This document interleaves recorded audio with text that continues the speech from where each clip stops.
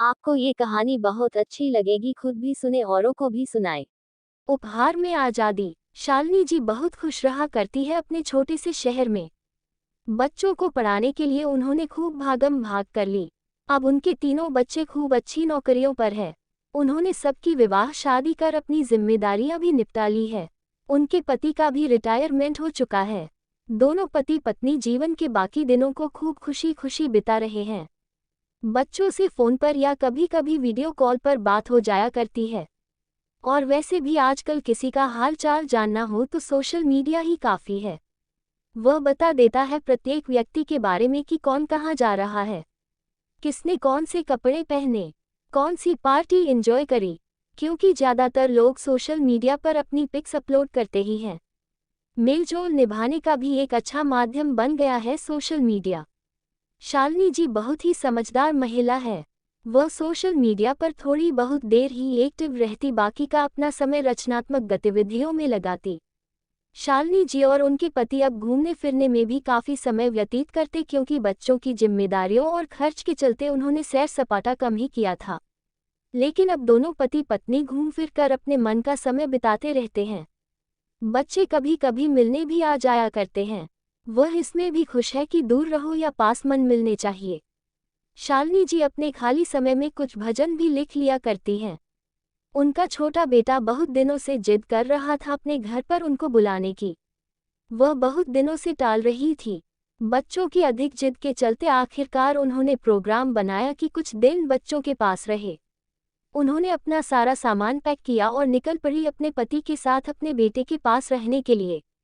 बच्चे उनको देखकर बहुत खुश हुए। उनकी बहू भी बहुत अच्छी थी।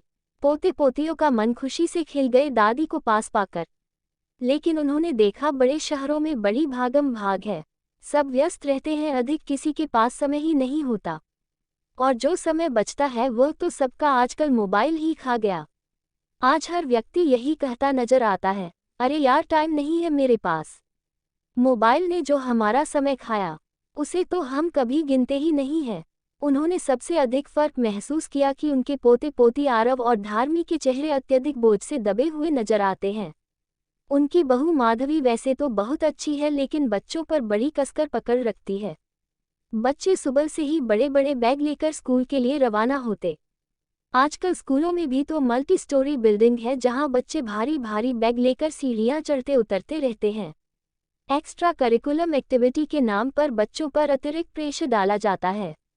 बच्चे 2:30-3 बजे स्कूल से आते, फिर ट्यूशन कोचिंग क्लासेस में भागम भाग करते। रोज स्कूल प्रोजेक्ट का काम रहता, जिस पर माधवी भी उन्हें पूरा करने में लगी रहती है। उसके बाद भी माधवी सोचती कि बच्चों को एक्स्ट्रा कोर्सेज करा दिए जाएं। बेटी को जबरदस्ती स्केटिंग क्लास में भेजती। बेटी के लिए डांस क्लास लगा रखी थी। माधवी बच्चों के प्रति इतनी समर्पित है कि सारे दिन उन पर निगाहें बनाए रखती। उनकी पोती धार्मी डांस क्लास में जाना नहीं चाहती, लेकिन माधवी जबरदस्ती उसको वहां भेजती है। शालिनी जी की पारखी नजरें बच्चों के ऊपर पड़े हुए बोझ को महसूस कर रही थी। उन्होंने अपनी बहू को समझने की कोशिश की है, बच्चों पर इतना बोझ मत डाला कर, मासूम है, अधिक बोझ से दब जाएंगे। उनकी बहू कंपटीशन बहुत है का हवाला देकर उनकी बात को दरकिनार कर देती।